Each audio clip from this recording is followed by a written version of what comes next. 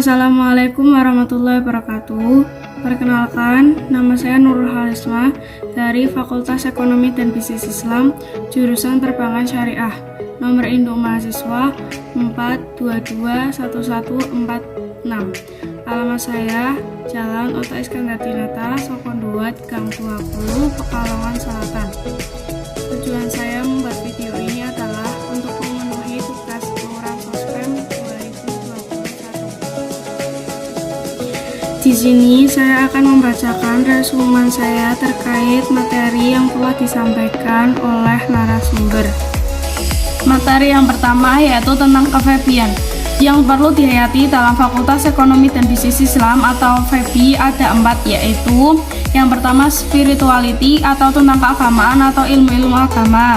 Yang kedua scientific atau kampus merupakan tempat atau wadah untuk bersharing, untuk saling sharing atau bertukar cerita.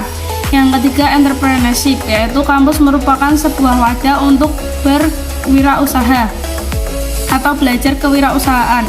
Yang keempat nationality karena kita merupakan bagian dari NKRI. Kenapa visi misi itu penting? Karena satu, mimpi besar bersama, yang kedua tujuan bersama, yang ketiga tanggung jawab bersama. Cara mewujudkan visi dan misi adalah sinergitas dan kolaborasi melalui Sivitas Academy. Sivitas Academy adalah terdiri dari dosen, pendidik, dan mahasiswa atau yang biasa disebut dengan Triangle Trust.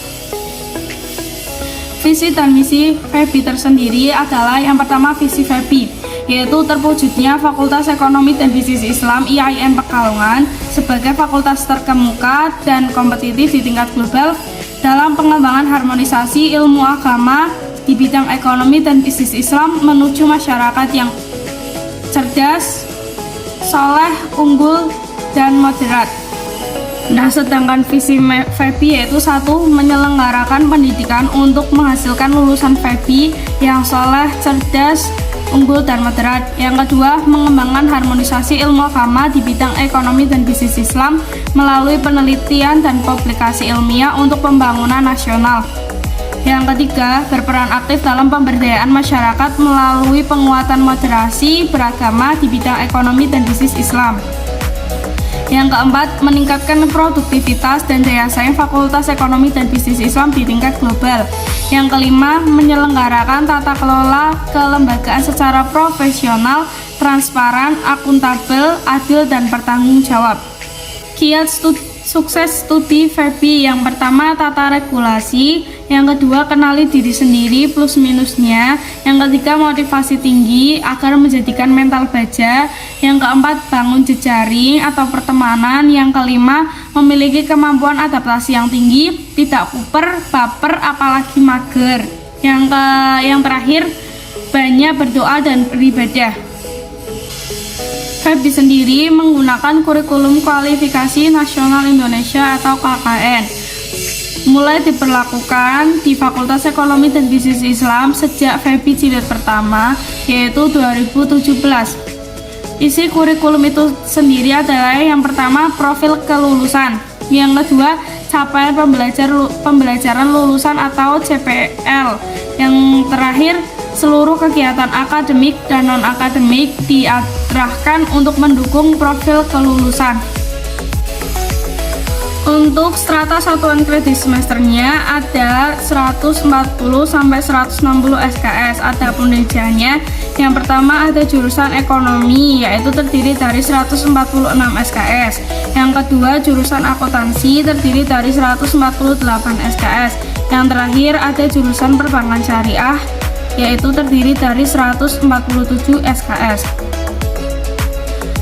SKS sendiri bisa ditempuh selama 8 semester atau dalam kurun waktu 4 tahun. Adapun hal yang akan dilakukan mahasiswa selama 8 semester atau 4 tahun adalah: yang pertama, selama semester 1 sampai 6, mahasiswa akan melakukan atau mendapatkan teori dan praktikum.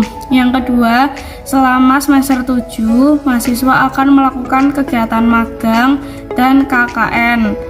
Yang terakhir, selama semester 8, mahasiswa akan melakukan skripsi. Kata motivasi dari pemateri adalah Jadilah orang yang pintar dan juga orang yang benar. Karena hakikatnya orang yang pintar belum tentu juga akan menjadi orang benar atau sebaliknya.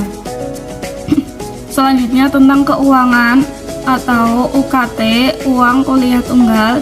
Yang pertama dibayarkan tiap awal semester. Yang kedua, UKT masuk ke kas negara melalui rekening institut.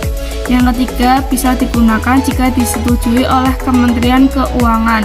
Adapun kegunaan UKT, yang pertama praktikum, kedua KKN, ketiga KKL, keempat PPL, 5 beberapa ujian, yang keenam kegiatan ormawa atau organisasi mahasiswa, yang terakhir wisuda atau yudisium.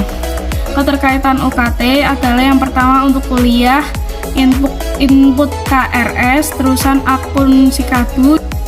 Selanjutnya ada tema dan sema FEBI. Tema FEBI sendiri adapun kegiatannya, yang pertama program advokasi kebijakan kampus, yang kedua pelatihan kepemimpinan mahasiswa, yang ketiga dialog intelektual, kajian ekonomi, dan kurma FEBI. Selanjutnya ada roadshow keuangan digital syariah. Selanjutnya sema FEBI, adapun kegiatannya, yang pertama pembuatan UU, yang kedua kaderisasi ormawa atau organisasi mahasiswa, yang selanjutnya legal drafting, yang terakhir pelantikan persidangan. Selanjutnya profil perbankan syariah. Yang pertama ada visi perbankan syariah Fakultas Ekonomi dan Bisnis Islam IAIN Pekalongan, yaitu terwujudnya program studi perbankan syariah Fakultas Ekonomi dan Bisnis Islam IAIN Pekalongan sebagai program studi terkemuka dan kompetitif di tingkat global dalam pengembangan harmonisasi ilmu dan agama dalam bidang perbankan syariah menuju masyarakat yang soleh, cerdas, unggul, dan moderat. Untuk mewujudkan visi ini tentu perlu kerja keras kita semua, baik saya sebagai mahasiswa ataupun sivitas akademik FEBI lainnya. Selanjutnya, misi studi perbankan syariah Fakultas Ekonomi dan Bisnis Islam IAIN Pekalongan. Yang pertama, 1. Menyelenggarakan pendidikan untuk menghasilkan lulusan studi perbankan syariah yang soleh, cerdas, unggul, dan moderat.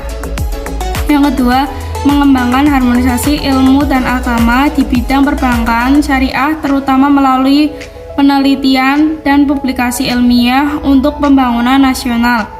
Yang ketiga, berperan aktif dalam pemberdayaan masyarakat melalui penguatan moderasi beragama di bidang perbankan syariah. Yang keempat, meningkatkan produktivitas dan daya saing program studi perbankan syariah di tingkat global.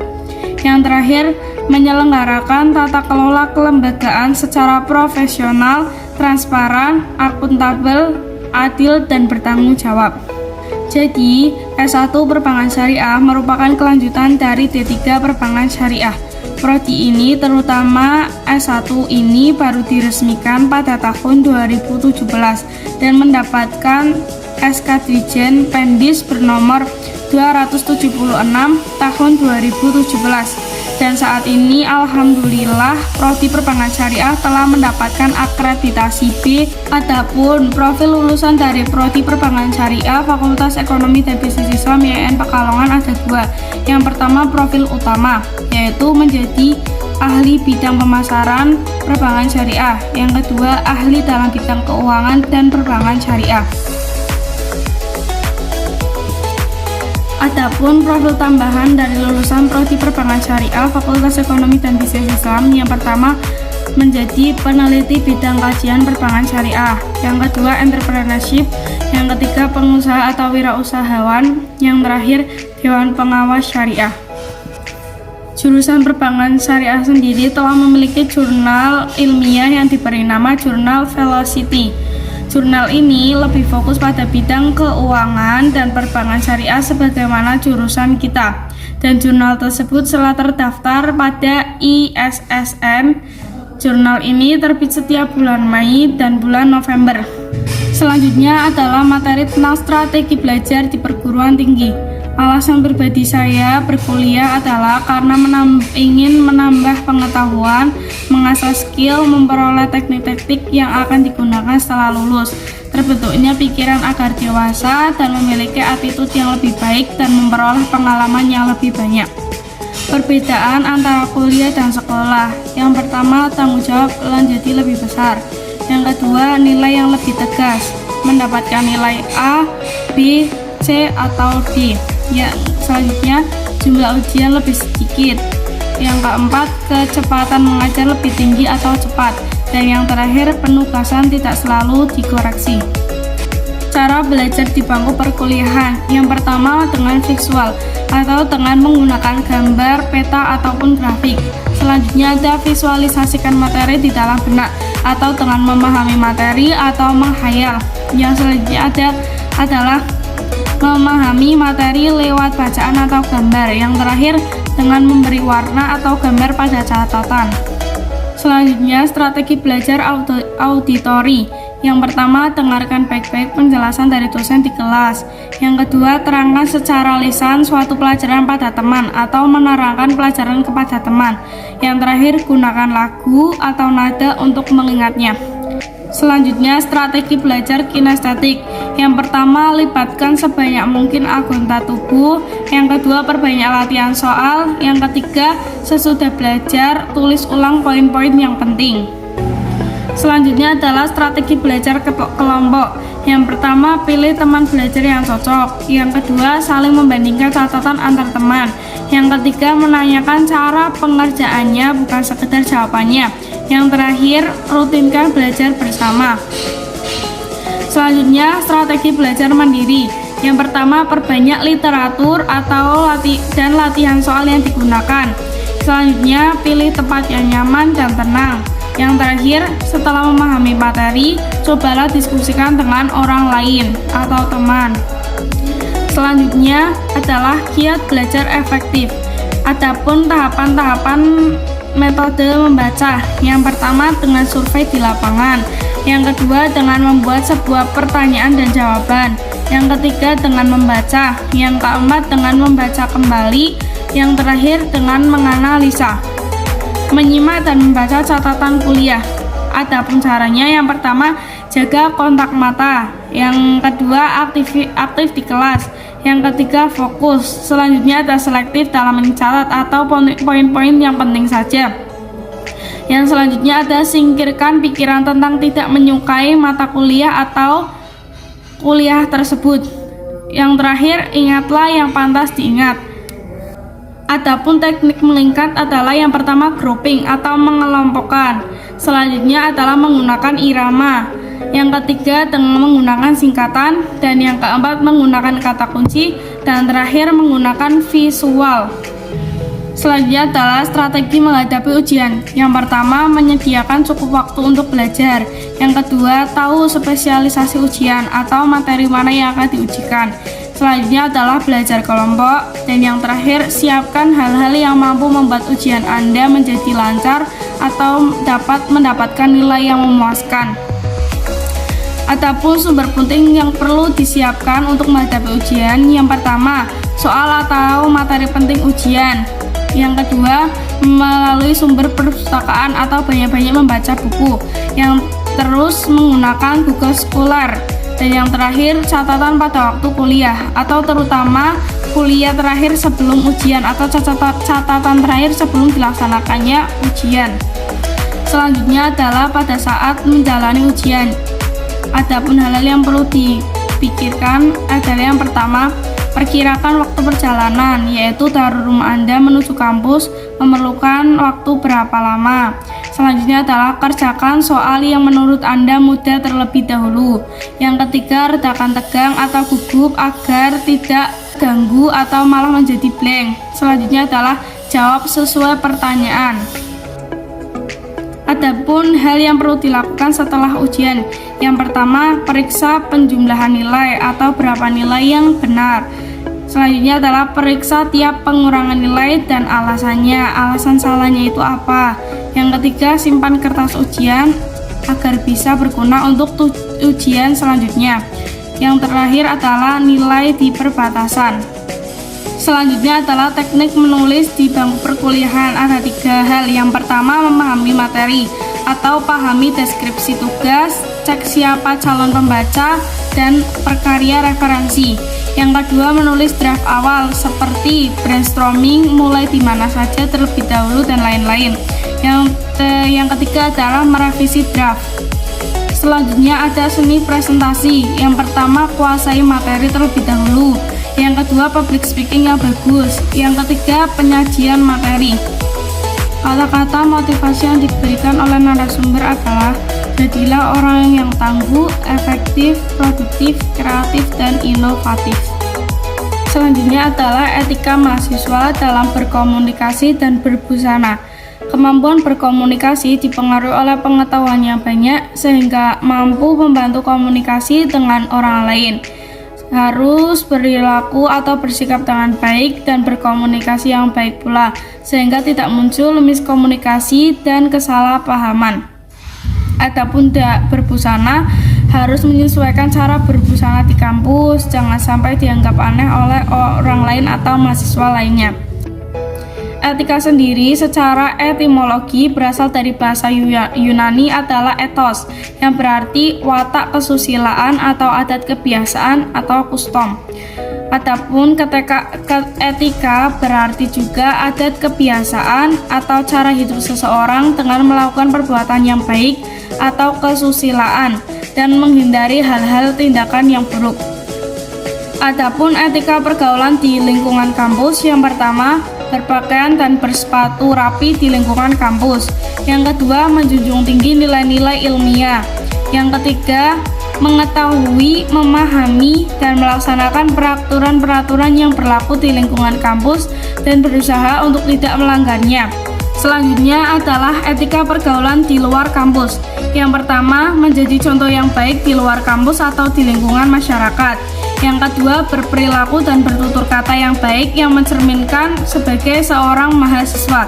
Yang terakhir, berupaya mengaplikasikan ilmu pengetahuan dan teknologi yang telah dipelajari di masyarakat sebagai upaya atau wujud pengabdian. Selanjutnya, etika pergaulan mahasiswa dengan dosen. Yang pertama, mahasiswa sebagai masyarakat kampus atau golongan terpelajar yang harus menjaga citra akademik. Yang kedua, biasakanlah selalu memberi salam terlebih dahulu kepada dosen bila bertemu. Lebih baik bisa dibiasakan berjabat tangan.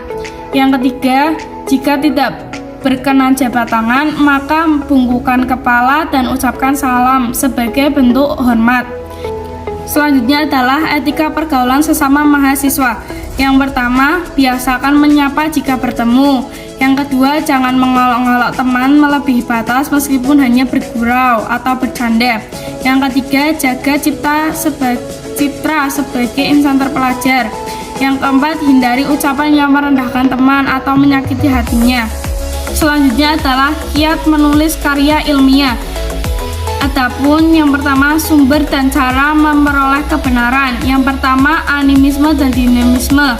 Yang kedua, berpikir logis dan filsafat. Yang ketiga, agama dan kitab suci atau religion. Terusan, trial dan error atau uji coba.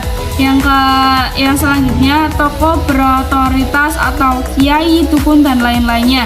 Selanjutnya adalah penelitian atau research. Bentuk-bentuk karya tulis. Yang pertama, makalah atau tugas kuliah. Yang kedua, artikel, yaitu tugas kuliah yang dipublikasikan.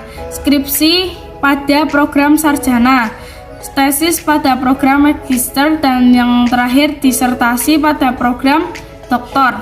Adapun cara menemukan ide menulis adalah yang pertama, mengamati, kedua, membaca, dan yang terakhir diskusi. Selanjutnya yang terakhir ada cara membuat paragraf yang baik.